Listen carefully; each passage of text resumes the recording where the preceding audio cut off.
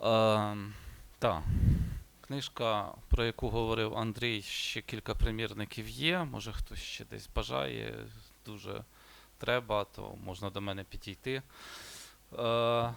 Я взяв кілька примірників з собою цієї книги. Ми писали цикл мікроісторій Голокосту Західної Волині. І в результаті постав цей проект. Тобто я на початку не говорив всіх аспектів, якими супроводжувалось виникнення цього проекту. Це війна повномасштабна, це низка дискусій, які виникали про Другу світову Голокост, правильних і не дуже правильних паралелей і порівнянь, які медійно в дискурсі почали звучати з Другою світовою війною і сучасною війною.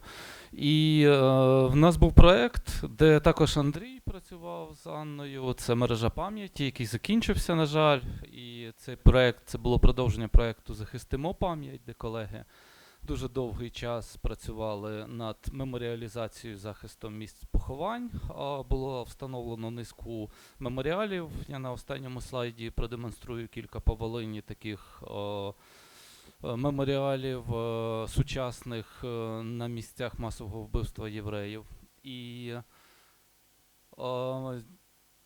я працював в проєкті найперше над написанням мікроісторій, тому що для того, щоб поставити меморіал, ми робили системну роботу. І ця системна робота полягала в тому, що треба дослідити історію, що відбувалося на тому місці, якось системно. І тоді вже писати на якусь анотаційну дошку і не придумувати цифри, як раніше робилося, а писати зважені цифри, зважену інформацію, яка підтверджується джерелами. І ми писали історію, мені довелося тоді писати історію Коваля, історію Острожця, Киселина, Ратного і Мельниця, Голоба, з цього починалося ще. І потім от «Постав з Долбунів», ця книжка, це вже поза межами цього проєкту. І ті публікації до Здолбунова, вони не існують в паперовому вигляді, ви їх можете знайти в PDF-ці, в електронному форматі на сайті Українського центру вивчення історії Голокосту. Там є спеціальна рубрика «Видання мережі пам'яті». І от там є низка цих мікростудій. Ми їх змінили, раніше їх робили більш довідковому, стислому форматі. Ми з колегами тоді подискутували і вирішили робити більш такі глибші дослідження на цю тему мікроісторичну. Це важливо було для розуміння того, що взагалі в регіоні відбувалося. Тобто, і коли ми підійшли до створення виставки, от це паралельно десь відбувалися ці процеси і накопичувалися певні знання про те, що відбувалося в регіоні на основі цих мікроприкладів.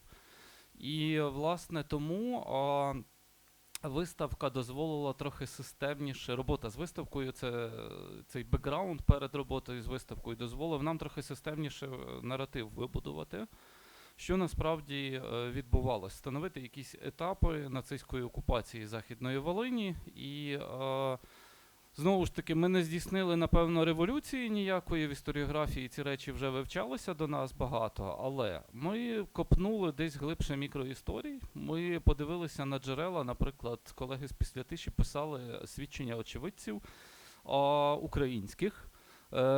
Це ті свідчення, які часто опускалися в студіях Голокосту, тому що якщо бралась українська перспектива, вкрай часто бралась перспектива, наприклад, діячів націоналістичного підпілля. Десь в архівах їхні спогади, вони ангажовані, зберігаються, і багато західних істориків, досліджуючи цю тематику, також вони дивилися на ці спогади, робилися висновки про ангажованість українських свідчень про Голокост, наприклад. Але чого бракувало, і ми про це говорили нам, це позиції простого, скажімо, не знаю, як правильно висловитись, неангажованого настільки тісно в політичну діяльність селянина, наприклад. Людини, яка не була активістом ОУН, людини, яка не була в УПА, можливо, або була втягнута десь в діяльність УПА якимось чином. Як ця людина бачила Голокост? Тому що коли ми говоримо про перспективу єврейську, то записувались закономірно свідчення всіх, хто вцілів, тому що це безцінні свідчення. Мало хто вцілів. І десь колеги з Післятиші намагалися скомпенсувати то, але то вже дуже пізно, на жаль, більшість людей відійшло, і ми дуже пізно за такі проекти взялися. Бо це теж важлива перспектива. Серед інших джерел це архів СБУ, звісно. Це теж завдячуючи Андрію і його порадам, консультаціям ми змогли замовити, дістати копії дуже великої кількості кримінальних справ з архіву СБУ. Працюючи і над написанням цих мікростудій, з Долбунова, зокрема, там частина того, що відбувалося, воно дуже добре відтворюється саме цими справами. Наприклад, поліція, як вона організовувалася, як місцева адміністрація формувалася. І це, власне, перший етап, з чого, перший етап найпершої виставки, Тетяна Самсонюк буде розповідати зараз, це про радянське насильство. Тобто ми починаємо виставку з 1939 року, але перший етап німецького насильства в Західній Волині – це формування, перебування території під воєнною адміністрацією, тобто коли комендатури керували територією, коли ще не було цивільної окупаційної влади, і як тут створюється допоміжна поліція, місцеве управління, і як починається перша хвиля насильства. Там, на цьому слайді ми бачимо зі Здолбунова поліцейських фото, яке ми не змогли знайти в оригіналі, на жаль, досі. Це є копія з цього фото. Здається, Олег Тищенко покійний десь зміг якимось чином дістати це фото в оригіналі, бо він робив ці копії. Тут позначки є, підписи цифрами навпроти конкретних дієвців зображених, це службовці допоміжної поліції, більшість з тих, хто присутніх, але не тільки. І це фото десь гуляло серед каральних органів НКВС, коли допитували затриманих, їм давали і показували, цифрами підписували, називати імена. І ми бачили справи, в яких говорять люди про це фото, вони свідчать, що там такий-то зображений під таким-то номером, але самого фото в справах не знайшлося. І як формувалися органи допоміжної поліції, органи місцевої влади, я принципово дотримуюся точки зору все-таки органи місцевого управління, а не самоврядування. Є ще така точка зору теж, тому що ці структури обиралися. Тобто відступає німецька влада, що відбувається на Волині, масові місцеві вибори, можна так сказати. Вони протокольовані в деяких випадках. Наприклад, по Рівненському району позберігалися протоколи майже з усіх сіл, як обирали сільських старшин, секретарів, комендантів поліції, всіх обирали. Були загальні збори в селах, приходили дуже часто священники туди ще, або якісь інші місцеві лідери громадської думки. І вони виступали з промовами, обирали ведучих засідання, президію, і далі проводилися вибори, власне, коменданта, старшини, секретаря. Іноді весь склад поліції затверджувався поіменно в деяких протоколах, перший, обирали людей.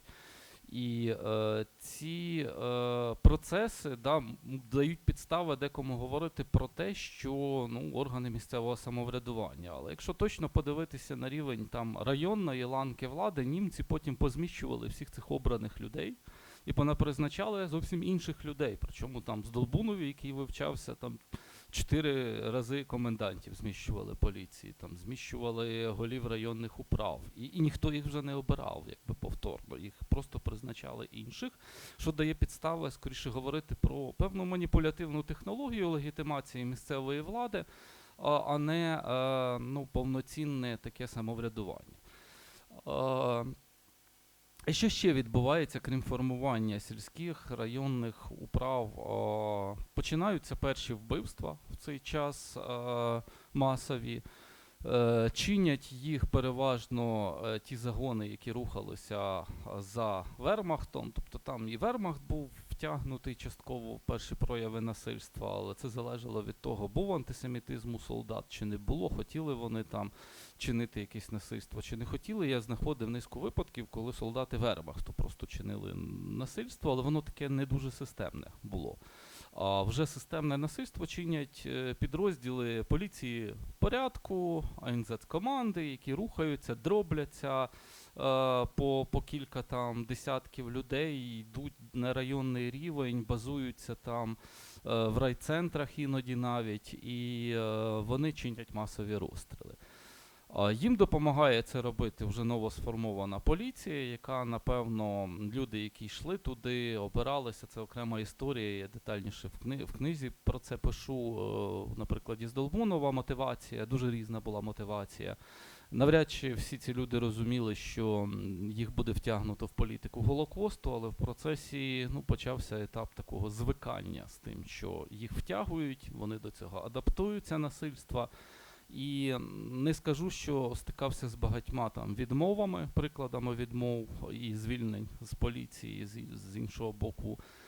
Були якісь рамки певні, де людей ставили, не дозволяли просто так звільнитися. Але були випадки, коли люди таки звільнялися і їм теж нічого за то не було.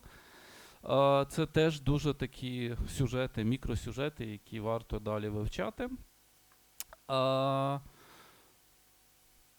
Також насильство чиниться самою поліцією.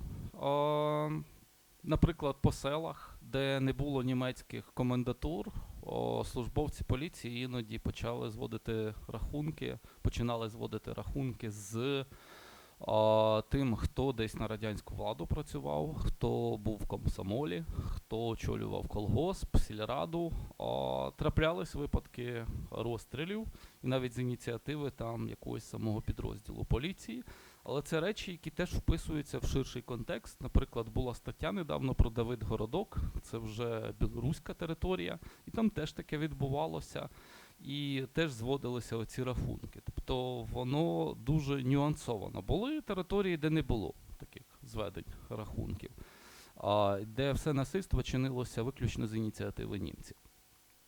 Ну і, звісно, комендатури, встановлюючи владу над регіоном, вони встановлюють перші заборони, зокрема дискримінація щодо євреїв.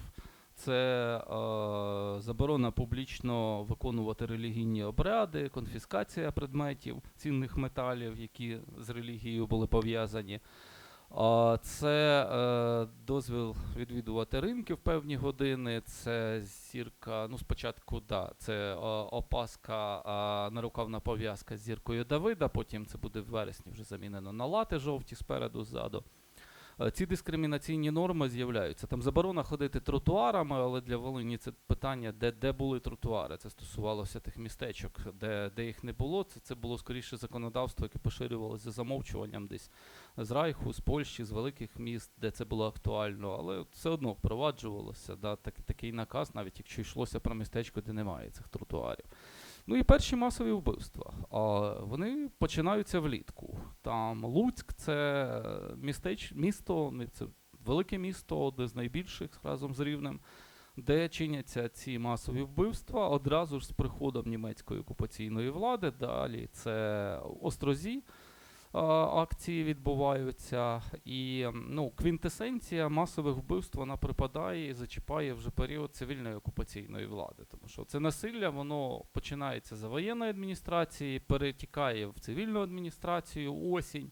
І квінтесенція – це десь, напевно, урочище Сосонки, це Рівне, де я мешкаю, це місце, де на Волині наймасовіше вбивство стається, 17,5 тисяч за весь період окупації, це наймасовіше вбивство, де впродовж 2-3 днів така величезна кількість євреїв розстріляна. Це світлина, ми замовляли ці світлини в Бундесархіві для використання у виставці. Також і Андрій про це ще розповість далі. І цивільна окупаційна адміністрація, вона встановлюється з вересня. Поступово це не означало, що от 1 вересня, як ми точку відліку кажемо, ми любимо факти в історії. Але ці факти іноді, вони про щось говорять, іноді треба нюансовано дивитись. З 1 вересня починається період цивільної окупаційної адміністрації, але не скрізь всі ці функціонери, там навіть німецькі, прибувають, от вони там 1 вересня. Так не було. Вони поступово це розтягується. Там керівники жандармерій на місця приїжджали десь там в жовтні, десь в листопаді, десь в грудні доїжджали, десь керівник окружної жандармерії з Долбунова в травні 42-го приїхав. І ці всі процеси, вони поступово розтягуються, формуються адміністрації. Але якщо говорити про Західну Волинь, то тут формуються ось такі гебіти на слайді, відтворюю, та 13, здається, якщо я правильно порахував. Нічого не з'їхало, ні. Да. Любомель, Коваль, Камінь-Каширський, Столін, Володимир, Луцьк, Горохів, Дубно, Рівне, Здолбунів, Костопіль, Сарне, Кременець. Це центри гебітів. І гебіти ділились на райони. В кожному районі розміщувалася жандармерія і розміщувався Крайсляндвірт. На рівні гебітів розміщувалися гебіцляндвірти. Це господарські ці керівники господарської політики, які переважно акцентували увагу на зборах податків, на постачанні продукції, продовольства, різних матеріальних цінностей. Вони за це відповідали, іноді долучалися до насильства також. До речі, за різними джерелами такі речі виринають. І зберігаються цивільні органи окупаційної влади. Додається ще один фактор – місцева преса, яка формується теж для того, щоб вести певну пропаганду серед місцевого населення україномовного. І йдеться про україномовну пресу, зокрема, чи не найвідоміша це газета «Волинь». Тут редколегії і низка статей, які йдуть в цю газету, вони спускаються зверху, тобто відділ пропаганди з Німеччини присилає. Я знаходив в архіві тексти, де от вони відправляли для публікації, це перекладалося і йшло в газету. А є речі, які відверто писали журналісти, власне, місцеві, антисемітського мається на увазі характеру, які вони були близькі, можливо, для місцевого населення, в сенсі таких звинувачень, стереотипізації ролі в бізнесі євреїв, наприклад, то це потрібно було добре знати місцевий контекст, щоб написати, що там євреї, де які корчми тримали, чи як одурювали народ торгівлею і тому подібні речі. Вони виринають такі економічні, наприклад, фактори або інші аспекти. І місцева преса, вона відіграє певну роль в просуванні ось цих антисемітських ідей, тобто ідеологізації, можливо, тих стереотипів і упереджень, які існували напевно, в більшості населення на неідеологічному рівні. Наскільки це було вдало чи не вдало, судити важко. Тут потрібно ще досліджувати. Наскільки ця преса дійсно була читабельна, треба досліджувати.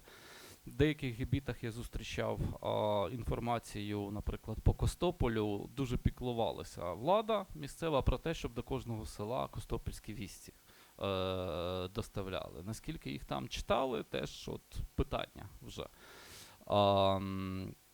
Хто був грамотний, наскільки він артикулював ці речі. Це предмет теж ще, мабуть, питання для дослідження. Але певну роль ця преса відіграє в спробах легітимізувати, що відбувалося. І з цивільною окупаційною адміністрацією гетоїзація. Починається період створення гетто, примусова праця, концентрація.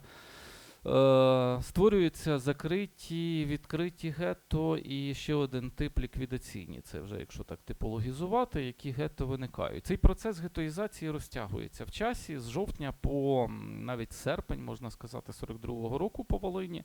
Дуже багато що залежало від влади на окружному рівні, від гебіцкомісарів і їхньої позиції. Зокрема, знаменита історія – це Арно Кемп, гебіцкомісар Коваля, який брав хабарі у Юденрату і відтягував створення гетто до травня. Коли він поїхав у відпустку з Коваля, на нього було написано доноси, обшукали і проти нього порушили справу. І цей випадок дуже відомий, ще Крістофер Браунінг про це писав, інтерпретував, що це один з таких поодиноких випадків, коли людина, яка чинила опір політиці Голокосту, вона була покарана. Причому йшлося не про рядового виконавця, йшлося про управлінця середньої ланки, який самій логіці політики ніби опирався, причому опирався він через якісь корупційні чинники. І це показує що позиція гебіцкомісара впливала на динаміку створення гетто по Західній Волині. Відповідно, якщо в Костополі на рівні гебіцкомісаріату, очевидно, були люди, які мали антисемітські стійкі погляди, то там перше гетто було створено по Західній Волині. Якщо в Ковалі гебіцкомісар брав хабарі у Юденрату, то гетто там створили аж в кінці травня. Якщо в Здолбунові ще інший чинник, до речі, цікава історія, там фактор німецького промисловця Германа Граба з одного боку міг повпливати, чому так відтягнули, але, здається, на початку червня аж гетто створили в Здолбунові. Тобто доволі пізно. І були ще ліквідаційні гетто по невеликих населених пунктах, наприклад, село Мельниця Волинської області, коли я досліджував, то, здається, аж в другій половині серпня там гетоїзація відбулася 42-го року. Тобто перед ліквідацією. І це так зване ліквідаційне гетто, де євреї просто зосередили в гетто для того, щоб потім зручніше було німецькій владі на розстріл їх відвести. Такі типи гетто теж по Волині існували. Ну і були відкриті, закриті, огороджені, тобто ті, які ж огороджували великим парканом, і були ті, які відносно без паркану було, хоча навіть відкритих гетто все одно невільно було полишати їхню територію без перепусток.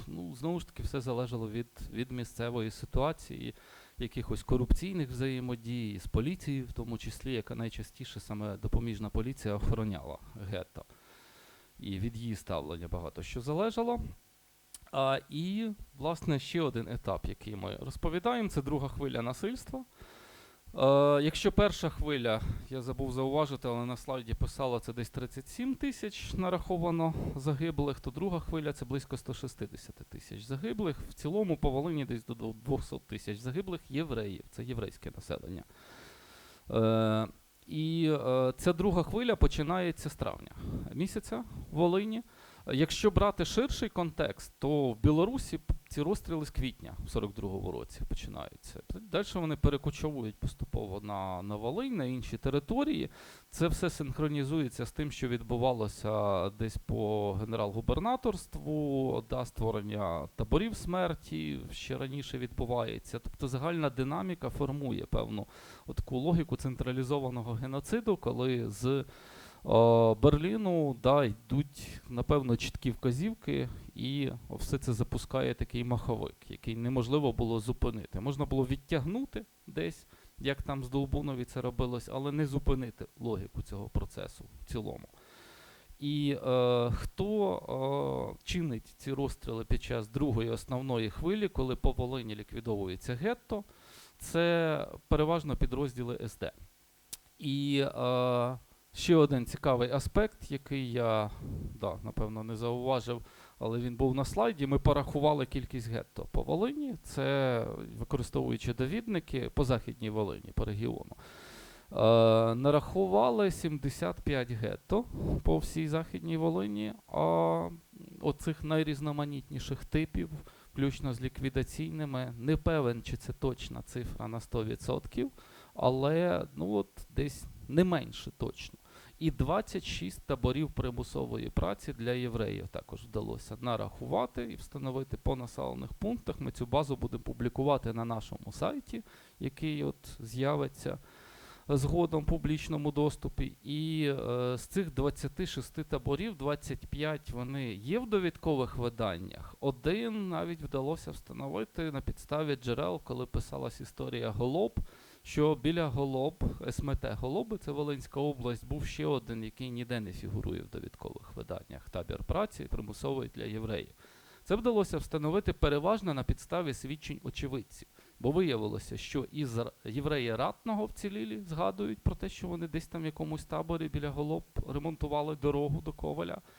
І євреї Голоб про це згадують, і ще десь, зараз не пригадаю, були, тобто 3-4 свідчення десь, так вони синхронізувалися. Повертаючись до другої хвилі, всі ці гетто і табори в процесі ліквідовуються за поодинокими винятками. Там гетто Володимира в дуже зменшеному вигляді, кілька сотень осіб, воно залишиться на 43-й рік. Ще якісь там десь табори праці позалишаються. Але більшість євреїв до кінця 42-го року вбивають.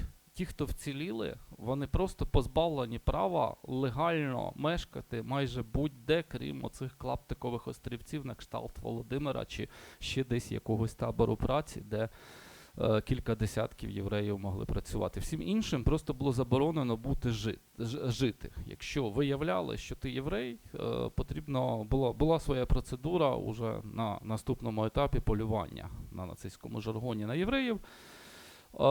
Олег, під час ось цієї наймасовішої хвилі вбивств ключову роль відіграють підрозділи СД.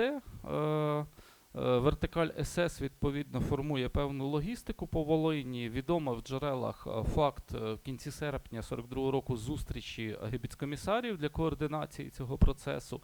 Очевидно, що гебіцкомісари, напевно, не дискутували, що там і коли їм робити, а скоріше вони синхронізували свої дії з підрозділами СД, щоб створити оцю логістику вбивства. Бо доля євреїв вже була вирішена. Це були такі організаційні збори. Мені вдалося виявити документ в Волинському державному архіві Волинської області, де з Генеральної округи там брали участь, генерал-комісар брав участь у цьому засіданні. І така собі міні-ванзейська конференція відбулася для Волині і Поділля. І далі серпень, вересень, жовтень ліквідовуються практично всі гетто. До цього гебіцкомісари долучені як організатори на місцевому рівні, тобто вони були покликані забезпечити місцеву допомогу, там копачів могил організувати, вони ж віддавали ці розпорядження місцевій українській владі, районним управам.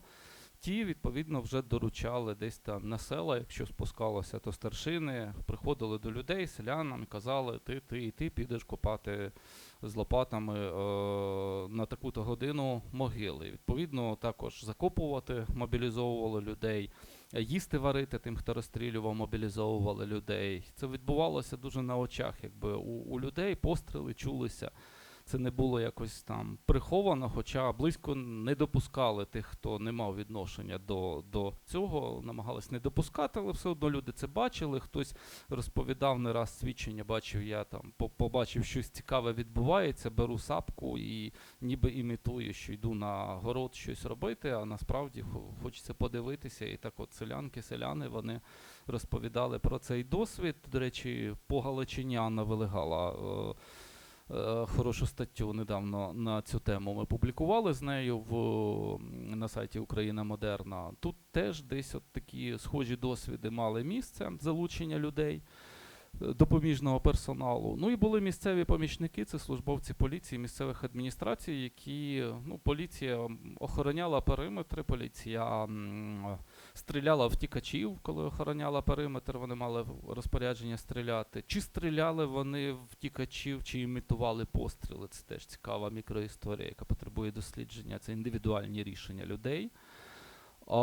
Ще поліція брала участь у розстрілах, але не масово. Це скоріше випадки, коли хтось сам хотів до цього долучитися, або якісь випадки, коли щось екстремальне відбувалось. Наприклад, в Здолбунові в гетто підпалили під час завантаження людей на вантажівки. І коли відбувся підпал, там почався хаос, і німці були змушені, частина підрозділу того, який приїхав розстрілювати, був змушений зайти, жандарми, там переважно, по-моєму, навіть не СД, а жандармерія Здолбунівська, вона зайшла в гетто, щоб зупинити цей хаос. І вони почали розстрілювати людей прямо в гетто, і їм допомогла це робити теж поліція. От такий екстремальний випадок, де поліція втягнулася в цей процес, тобто це теж траплялося. Після одразу відбуваються стандартні розпродажі майна. Тема ще одна мого нинішнього дослідження, яке я продовжую вивчати зараз в архівах, щоб ще про це окремо написати книгу. Розпродаж будинків, розпродаж одягу, включно з якимись заплямованими сорочками, теж там таке траплялося. Приклад. Там один із таких прикладів промовистих – це будинок, який перейшов до нових власників. Тут на слайді ви можете бачити фото цих нових власників, українців. Хату розділили дві українських сім'ї в селі Мельниця, після того, як там ліквідували гетто. Будинок перейшов і кузня перейшла до українських сімей. Це фото зроблено в 2023 році, коли ми були в експедиції в Мельниці, завершуючи публікацію по історії цього села. Ми поїхали зробити світлин, подосліджувати, як це місце виглядає, подивитись, де то відбувалося після опрацювання джерел. Ну, це важливо, тому що доти я не був ніколи у Мельниці. Я писав про щось, що не бачив, і це теж дуже важливо побачити, приїхати.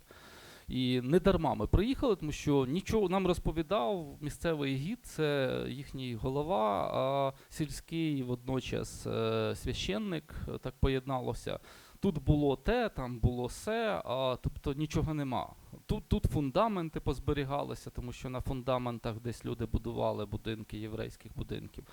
Але ми йдемо і проходимо повз, і будиночок напіврозвалений в такому стані, але він є. А ось цей будинок ще зберігся. Не знаю, чи він там витримав вже навіть досі, чи його ще не розібрали, тому що ми бачимо, в якому він стані. Але найцікавіший аспект – фото з цієї сім'ї української однієї, яке перебуває на стіні, яке видно ззовні було з дороги навіть.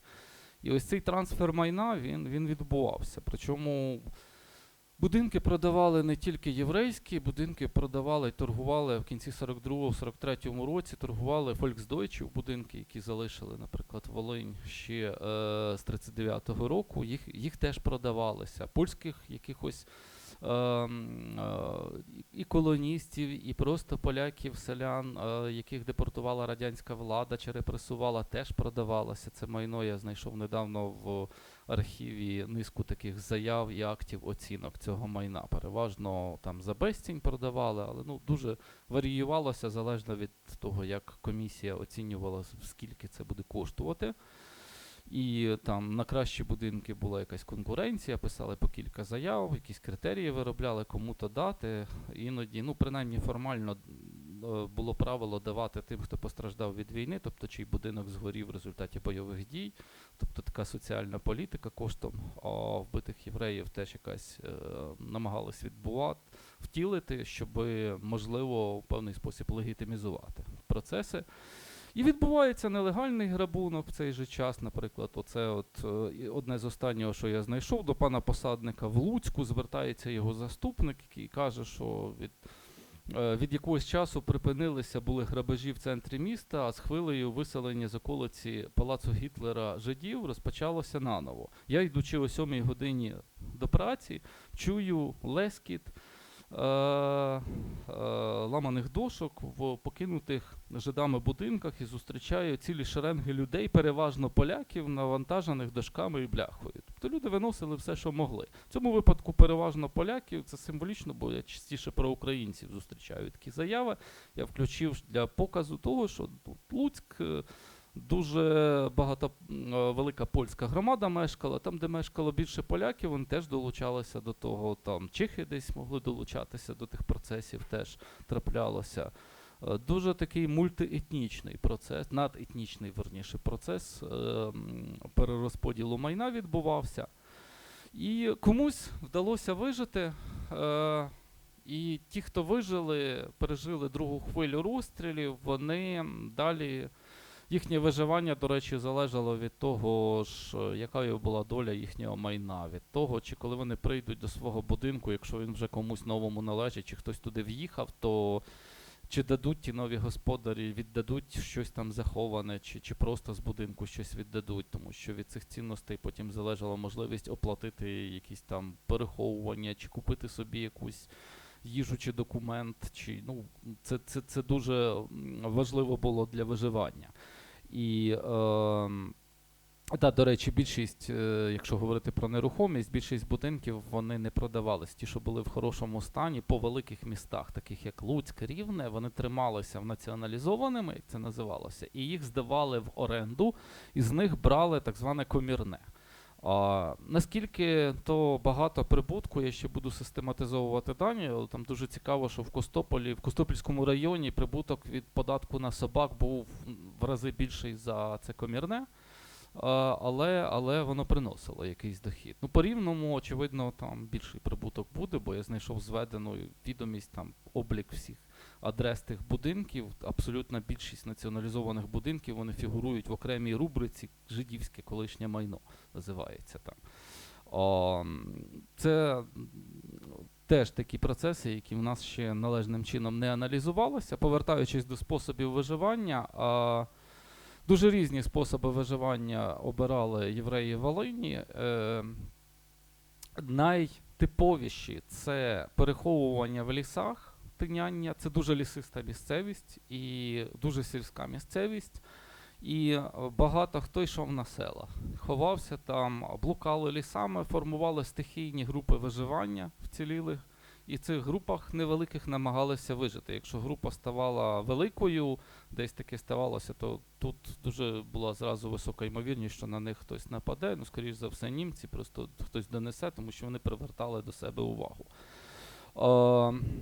Допомога сусідів, вона була неуникна в таких ситуаціях. Тому що навіть якщо ти сам тиняєшся в лісі, потрібно було йти десь до селян, звертатися по їжу, особливо коли наступав холод, зима, потрібно було притулок шукати, землянки створювати. Це теж з допомогою селян і сіл, селян, українців, поляків, чехів відбувалося. Тому допомога сусідів. Дуже рідкісні випадки – це коли там на дуже тривалій основі, тобто по кілька місяців переховували люди. Найчастіше люди не мали змоги це робити, люди боялися, особливо в динаміці, якщо говорити в контексті динаміки, після масових розстрілів поблизу гетто люди боялись найбільше приходити на допомогу євреям, тому ця опція допомоги навіть з боку тих, хто обіцяв, навіть з боку близьких, бо допомагали переважно близьким, тобто знайомим євреям, які жили по сусідству, з якими велися справи, товаришували, були якісь домовленості. З ким вчився в школі, до речі, дуже важливий фактор. Іноді йшли до однокласників, потім на села, шукали їхні адреси і просилися допомогти. Але в перші дні після розстрілів масово панував страх. І були випадки, там навіть по Здолбунову виявляв я такі, оголошення розклеювались, воно збереглося, це оголошення, що за допомогу євреям розстріл, і є свідчення чеха, яке синхронізується з тим, який надав допомогу невеличкій групі вцілілих євреїв. Він пішов до Здолбуну, він жив в селі біля Здолбуну, йде в Здолбунів в містечко по справах, бачить це оголошення, приходить і проганяє цих євреїв. Каже, йдіть, я не можу, я боюся, там таке написано, розклеєно по місту, це вб'ють мене, вб'ють всю сім'ю. І потім поступово якось це затухає. Люди через кілька тижнів, місяців, які обіцяли допомогу, вони можуть приходити на допомогу. До речі, траплялись випадки видачі євреїв, тому що люди боялися за себе, за життя близьких, що німці їх звинуватять в тому, що вони десь там переховувались, бо вони поряд і не донесли. Тому ось ця складна динаміка допомоги сусідів, вона мала місце, ця допомога. Очевидно, її було більше, ніж зафіксовано праведників народів світу, тому що дуже пізно почали фіксувати порятунок. Ми ще досі виявляємо такі випадки, хоча вже джерел все менше. Але її не могло бути там надто багато, зважаючи на дуже багато факторів. В тому числі антисемітизм виринає, наприклад, десь там по Волинській області недавно Андрій підказує, читав документ по Рожищі, де про селянина йдеться, який не любив євреїв, і він десь там до них дуже недобре ставився, які вціліли, і хтось йому підпалив хату потім за то. Теж могла бути там припущення, де йде в документі, або євреї підпалили, або поліція запальними кулями стріляла в євреїв поряд і випадково заділа. Приховування етнічного походження – непоширена практика виживання, але мала місце. Низку випадків я встановив в залізничному вузлі, наприклад, Здолбунів. Також такі випадки десь біля Рафалівки мені зустрічалися, біля Луцька. на примусові роботи в Німеччину. Євреї зливалися з, наприклад, своїми польськими помічниками, якщо поляки їм допомагали. Коли починається Волинь 43, тоді вони їдуть на примусові роботи в Німеччину. Так, давайте я трішки повернуся до цього зараз пізніше, але це в цілому не поширений спосіб порятунку. Чому? Тому що більшість тих, хто знаходив навіть собі якісь підробні посвідчення, вони їх легко ідентифікували. Наприклад, людина купила собі в гетто якесь посвідчення поляка чи українця, там жінка з дитиною тікає в якийсь фільварок Мізоцького району, влаштовується на роботу, і в перший день виходить на роботу, в неї по посвідченню написано, що вона стучена, вона зустрічається з чоловіком, який стучена, він починає розпитувати і розуміє одразу ж за перші хвилини розмови, що ця людина не українка і не стучена. Акцент, незнання місцевості, все могло видати. Волинь – це певне велике село, великий ліс, велике село, де дуже багато людей знали один одного, де потрібно було виїхати дуже далеко для того, щоб приховувати свою ідентичність. Бо навіть якщо в тебе прекрасно підроблені документи, а це теж була рідкість, тебе виявлять просто сусіди і вкажуть на те, хто ти такий. Були випадки, коли люди там з Рівного, з Долбунова тікали в Дубно. В Дубно їх за місяць-другий уже хтось ідентифіковував. І це маса таких історій, тому що їм доводилось міняти стратегію. Тобто способи виживання – це одним і тим же євреям доводилось проходити різні способи, вдаватись до різних способів виживання в процесі того, як вони намагались вціліти. І ті, хто вцілів, це 1-5%, це не репрезентативна вибірка, я завжди повторюю. Тобто ці люди вцілілі, вони не репрезентують успішність певного способу виживання і програшність іншого. Тут важко взагалі робити висновки про те, що були якісь ефективні способи виживання. Тому що більшість людей, які тинялись лісами, загинули. Більшість людей, які вдавались до приховування ідентичності, загинули.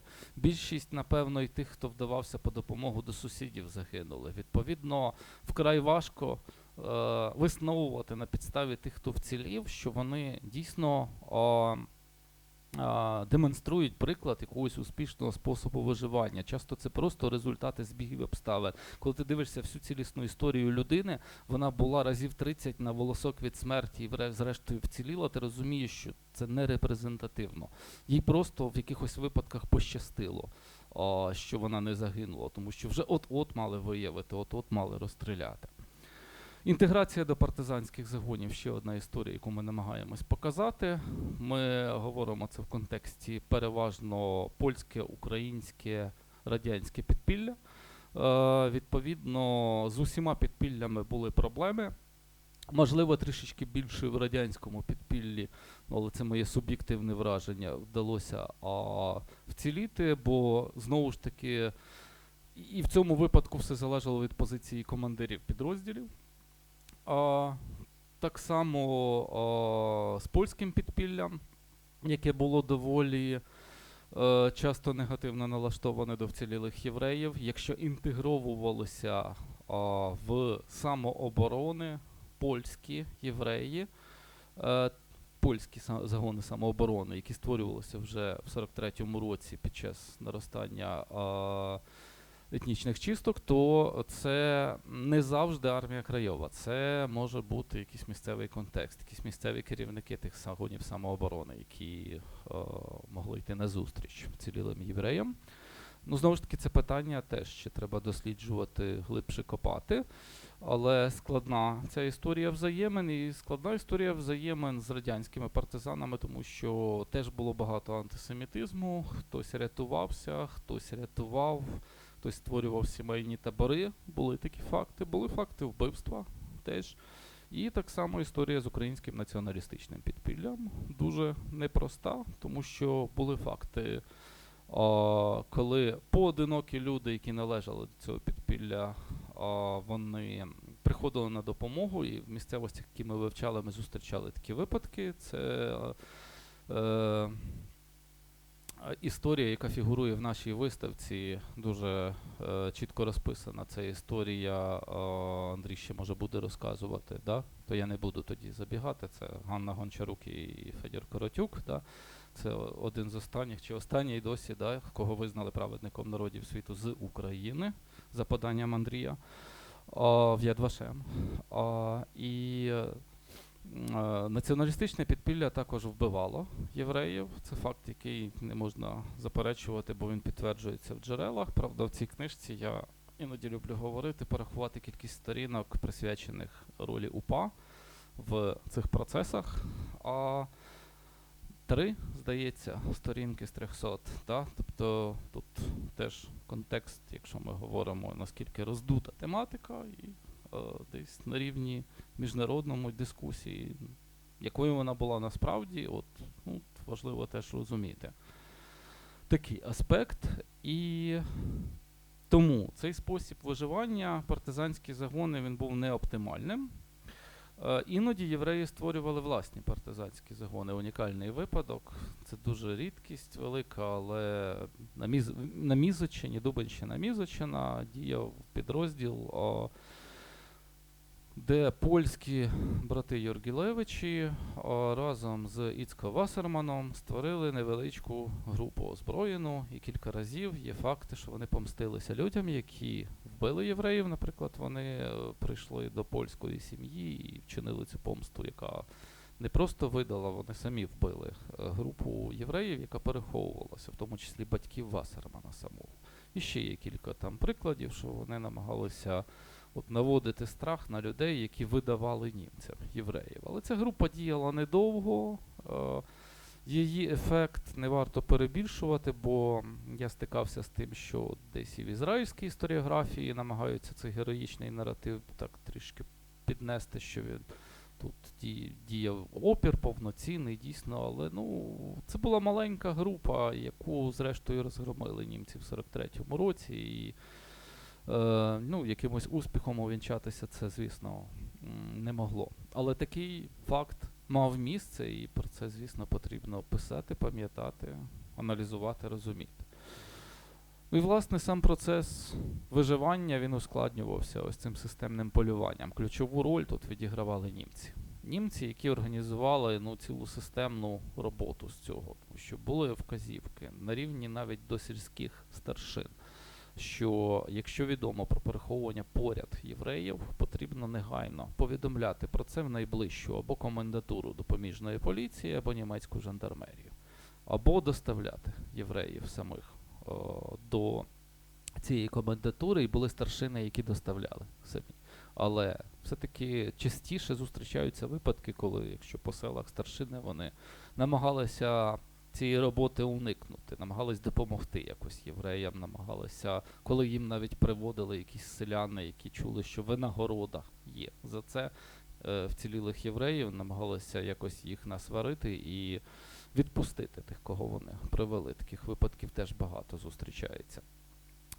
Але дожити до кінця війни, це було складне завдання, зважаючи на роботу жандармів і підрозділів допоміжної поліції. От уже якої поліції, це теж цікаве питання, тому що приклад з Долбунівського гебіту – це приклад повного переформатування весною 43-го року підрозділів поліції з української на польську. Одна хвилина. 5. Окей. Та тоді завершую. Це приклад повного переформатування, і от Андрій навіть знайшов кримінальну справу, де список там цих поліцейських з Долбунова був. Всі поляки.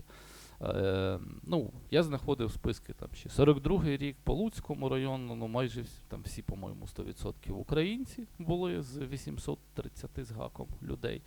І, якщо ця поліція була і поліетнічна, траплялися представники інших етнічних груп, звісно, службовцями на Волині в шуцманшафті, але 90-95% це були українці. Потім повне переформатування йде через оцю недовіру, через те, що низка підрозділів йде в УПА, І відповідно спочатку участь в цьому полюванні бере поліція українська, потім в деяких регіонах, де повністю переформатовується вона, напевно, польські підрозділи теж активно долучаються. І є матеріальна мотивація була з боку німців, місцевого населення, це матеріальна винагорода.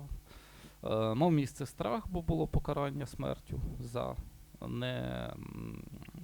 за переховування євреїв. Мав місце антисемітизм, напевно, також ставлення до євреїв. І всі ці чинники якось, якщо сходилися, то це призводило до дуже низького рівня виживання, десь не більше 5% серед тих, хто залишився на окупованих територіях. І, звісно, українсько-польське протистояння. Напевно, читав багато хто вже наш діалог з Ельжбетою Квічинською, який опублікований. Перша частина, це поки перша частина, буде друга на сайті Україна Модерна. Це, наприклад, плита, ось де Ельжбетині родичі, предки теж спочивають в селі Зелений Дуб сьогодні. І моя бабуся все життя розповідала про те, що поряд з селом євреїв не було, що там нічого не мало місця, але я в спогадах Ельжбетиних родичів знаходжу інформацію про 7 вбитих євреїв, скоріш за все, місцевими селянами, і що там десь має бути могила, яка ніяк не означена, і приблизно лише опис, де саме вона може бути розташована. І про Зелений Дуб є спогади Йони Олікера, вцілілого єврея з Мізоча, який каже: наша ситуація ставала щораз гіршою, українці вбивали євреїв, до поляків ми не могли більше тікати, бо вони самі в страху перед бандерівцями переховувались по лісах, ніхто більше нам не доставляв їжі.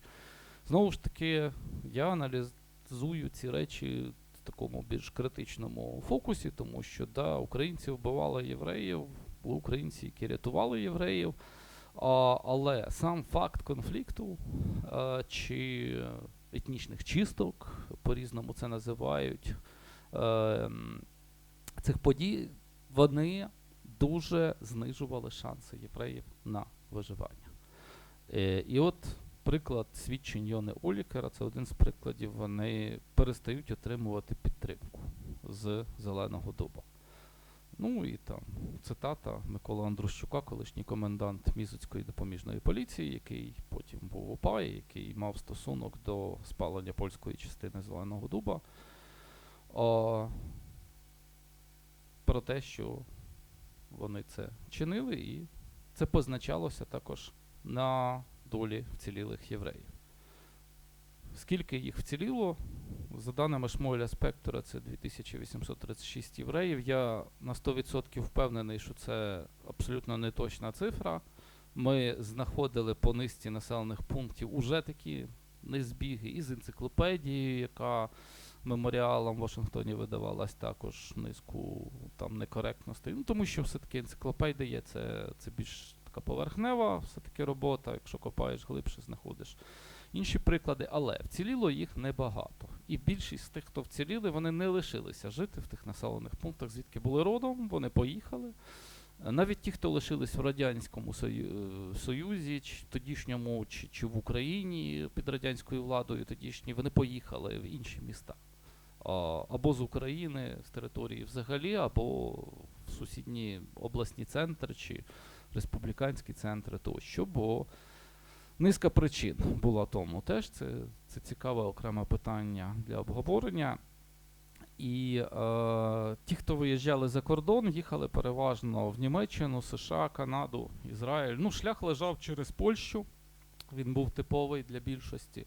Через Польщу в табори, ці DP Camps на території або Німеччини, або Австрії, потім в Італію багато хто переміщався, і далі вже впродовж кількох років намагались знаходити собі нові домівки.